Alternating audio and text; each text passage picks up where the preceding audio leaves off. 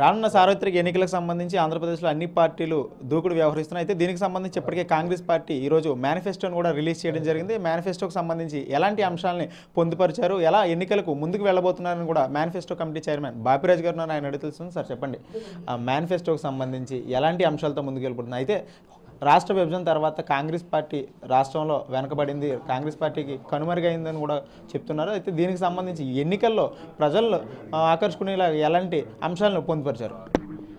ప్రత్యేక హోదా అనేటువంటి దాన్ని, అది దురదృష్టం ఏంటంటే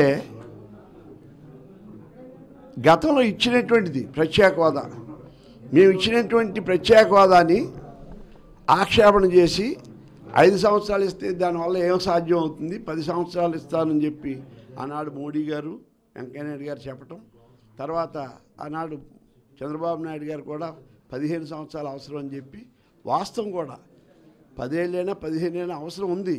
అయినప్పటికీ కూడా నార్త్ ఈస్ట్లో తప్ప ఈ సైడ్లో ఇప్పుడు ఇవ్వలేదు. ఎక్స్ట్రాడినరీగా తెలంగాణ ఇచ్చినందువల్ల, కొత్త రాష్ట్రంగా ఇది ఏర్పడినందువల్ల దీనికి అది స్పెషల్ కేసుగా ప్రత్యేక హోదా ఇవ్వటం జరిగింది. అటువంటి పరిస్థితిని ఇచ్చినప్పటికీ కూడా ఇది 5 ఏళ్ళతో ఏం జరిగేది కాదని చెప్పినా మనం ఇచ్చినటువంటి దాన్ని ఈనాటి దాకా 5 సంవత్సరాల దాకా వాళ్ళు సద్వినియోగం చేసుకోలేకపోయారు. మాట ఇచ్చారు, మేనిఫెస్టోలో పెట్టుకున్నారు, ఇచ్చినటువంటిది వాళ్ళిద్దరూ కాపురం చేశారు, కానీ ఎన్డీఏ సాయం చేయలేకపోయింది. మేము అనేది ఏంటంటే, మేము ఇచ్చినట్టు ఇవాళ ఏ పార్టీ మాట్లాడినా రాష్ట్రంలో ఎన్నికల ముందు ఏనాడు మేము ఇచ్చామో, మేము సపరేట్ చేసినప్పుడు ఏ చట్టాన్ని మేము ఇచ్చామో ఆ చట్టంలో ఉన్నటువంటి నిధుల కోసమే తిప్పలు పడుతున్నారు, అదే హామీలు ఇస్తున్నారు. కాబట్టి ఇచ్చింది వాడుకోలేని వాళ్ళు మీరు, తిరిగి మేము వాడుకోలేదు కాబట్టి మేము వస్తాం, మేము చేస్తాం, మేము చెబుతున్నాం. ఎందుకంటే వివరంగా చెప్పడానికి ఇంకోటి ఏమి లేదు. కానీ కాంగ్రెస్ పార్టీ ఇది బలహీనంగా ఉందా ఇంకొందంటే, ప్రజాస్వామ్యంలో ప్రజలు సుప్రీం, వాళ్ళ నిర్ణయానికి శిరోధారి ఎవరైనా కానీ. కాబట్టి ఇందులో భాగంగా మేము కాంగ్రెస్ పార్టీ అనేది గరికి లాంటిది, సావులేనట్టు ఉంటుంది. అది ఈ దేశాన్ని స్వాతంత్రం తీసుకొచ్చిన పార్టీ, ఈ దేశంలో ఉన్నటువంటి అనేక జాతుల్ని, అనేక మతాల్ని, అనేక భాషల్ని కలిపి బతికించినటువంటి పార్టీ, ప్రజాస్వామ్యానికి రక్షణగా కవచంగా ఉన్నటువంటి పార్టీ. కాబట్టి దీని విషయంలో ఇవాళ పార్టీ ఉందా, ఈ రాష్ట్రంలో పోయిందా అంట కాదు, ఈ దేశం ఉన్నంతకాలం ఈ పార్టీ ఉంటుంది.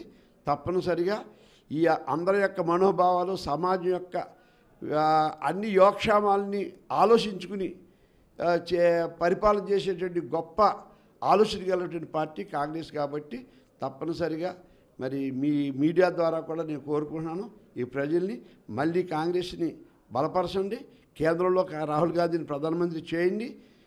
మీరు ఆశించినవి, గతంలో ఇచ్చినవి 100 పాళ్ళు మీరు సాధించగలుగుతారనేటువంటి విశ్వాసం నాకుందని మనం చేస్తున్నాం.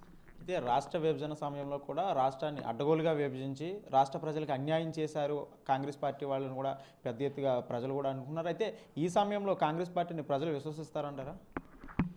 అడ్డగోలుగా అనేటువంటి పదం మానేయటం మంచిది. ఎందుకంటే ఈ రాష్ట్రాన్ని విభజన చేయడానికి శాసనసభలో రెజల్యూషన్ పాస్ చేశారు.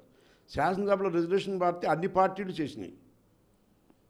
అది కాకుండా పార్లమెంట్లో కూడా అన్ని పార్టీలు, బీజేపీ మాకంటే ఏంటి 60 సంవత్సరాల నుంచి కాంగ్రెస్ వాళ్ళు ఇస్తున్నా అంటున్నారు కానీ ఇవ్వలేదు, ఇది మా వల్లే అవుతుంది, మీరు ఇవ్వలేకపోతే ఇప్పుడు మా గవర్నమెంట్ ఆయన తెల్లారిస్తామని చెప్పి ప్రెషర్ ఇచ్చి అన్ని పార్టీలు, కేవలం సిపిఎం పార్టీ తప్ప, జయప్రకాష్ నారాయణ తప్ప, మజ్లిస్ ఆనాడు పార్టీ తప్ప ప్రతి వాళ్ళు ముక్తకంఠంతో ఇచ్చేస్తామన్నారు. రాతపూర్వకంగా ఇచ్చారు, వాక్గా ఇచ్చారు, ప్రగల్భాలు పలికారు. కానీ చివరికి ఏంటంటే వాళ్ళ అధికారంలో ఉన్న వలన ఆ భాండం మా మీద వేశారు. అయినప్పటికీ మేము ఇచ్చినటువంటి చట్టాన్ని ఆ ఏళ్ళ మేము ఇబ్బంది పడినా, రాజకీయంగా నష్టపోయినా మేము ప్రతిఫలాన్ని మట్టి అన్నీ చేసి ఇచ్చాం. ఇచ్చినటువంటి సద్వినియోగం చేసుకోలేక దురదృష్టం ఈ రాష్ట్రానికి పట్టింది. కాబట్టి ఏవైనా తిరిగి కాంగ్రెస్ కేంద్ర ప్రభుత్వం రావటం, మరి ఈ రాష్ట్రాన్ని కాంగ్రెస్ పార్టీ ప్రతిష్ఠ జరగటం తప్పనిసరిగా జరగాలి. అప్పుడే మన యొక్క అభివృద్ధికి పునాది వేయడానికి వీలవుతుందని నా విశ్వాసం. ఎన్నికలకు సంబంధించి కూడా చాలా తక్కువ సమయం ఉండడంతో అయితే ప్రచారానికి సంబంధించి ఏఐసీసీ నాయకులు కూడా ఎవరైనా వచ్చే అవకాశం ఉంది? అది పిసిసి ప్రెసిడెంట్ గారు, మా యొక్క ఎలక్షన్ క్యాంపెయిన్ చైర్మన్ గారు, మా జనరల్ సెక్రటరీ అడ్మినిస్ట్రేషన్ రాజా గారు వీళ్ళందరూ చూసుకుంటారు. మా కార్యక్రమం మేము అంటాం. మాకు ఇచ్చినటువంటి మేనిఫెస్టో మేము ప్రజలకు ఇస్తాం. ప్రజాస్వామ్యాన్ని గౌరవించేటువంటి మనస్తత్వం మనకి, కాబట్టి నిండు మనసుతో మా ప్రజల దగ్గరికి వెళ్తాం. వారు ఇచ్చిన ఏ తీర్పైనా శిరోధార్యంగా భావిస్తాం. అది ప్రజాస్వామ్యం లక్షణం. ఎందుకంటే ఈ ఒకటే ఉన్న హక్కు ఓటు హక్కు. ఆ ఓటు హక్కు కూడా అపహరించి పరిస్థితిలో ఉంటే మనం ఇంకా ప్రజాస్వామ్యానికి గొడ్డలు పెట్టని నేను భావిస్తున్నాను. అయితే పార్టీకి సంబంధించి సరైన నాయకత్వం లేదు, అందుకే అభ్యర్థుల వేటలో కూడా ఇప్పటికే అభ్యర్థులను ప్రకటించడం కూడా లేట్ అయింది కాంగ్రెస్ పార్టీ అని అనుకోవచ్చా? ఏమండి, నిన్నటిదాకా అది పార్టీలోళ్ళు మార్చుకుంటున్నారు కదా, మమ్మల్ని ఎందుకు అడుగుతారు? మేము ఇవాళ మీరు బలహీనంగా ఉన్నా అన్నారు, అయినప్పటికీ మాకు క్యాండిడేట్లే లేరన్నారు. క్యాండిడేట్ లేకపోతే ఏంటి? 175 మందికి వేస్తున్నాం, 25 మందికి వేస్తున్నాం. ఆ మాట ఏం లోటు లేదు కదా మనకి. మిగతా వాళ్ళు ఇస్తున్నారు, పోతున్నారు, మారుతున్నారు, అన్నీ జరుగుతూ ఉన్నాయి. ప్రజాస్వామ్యం ఇదన్నీ మామూలే. దాని గురించి ప్రత్యేకంగా మీద బలహీనంగా ఉన్నాం 4 సార్లు చెప్పాల్సిన అవసరం లేదు. ప్రజలు సుప్రీం, వాళ్ళు ఏ నిర్ణయం తీసుకున్నా, ఏ ప్రభుత్వాన్ని వాళ్ళు తీసుకొచ్చినా దాన్ని శిరోధార్యంగా భావించాలి. ఇది ప్రజాస్వామ్యంలో గొప్ప విషయం అదే.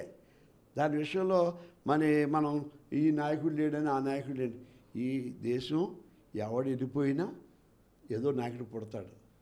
ఏ పార్టీలు మారిపోయినా, ఇది క్లోజ్ అయిపోయినా ఈ కాంగ్రెస్ పార్టీ మట్టికి అలా ఉంటుంది, సజీవంగా ఉంటుంది. ఫైనల్గా ఈ ఓట్లకు సంబంధించి కూడా ఓట్లు తొలగింపు Form 7 కూడా పెద్ద ఎత్తున రాష్ట్రంలో దుమారం రేపింది. దీన్ని ఎలా చూస్తారు మీరు?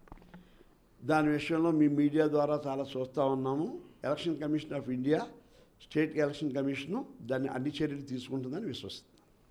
అయితే మొత్తంగా రాష్ట్రానికి సంబంధించి కాంగ్రెస్ పార్టీ చురుకుగా వ్యవహరిస్తుంది. వచ్చే ఎన్నికల్లో కాంగ్రెస్ పార్టీ సత్తాని నిరూపించి తీరుతామని కూడా బాబురాజ్ చెప్తున్నారు. కెమెరా పర్సన్ విజయ్తో రాజేంద్ర, 99 టీవీ విజయవాడ నుంచి.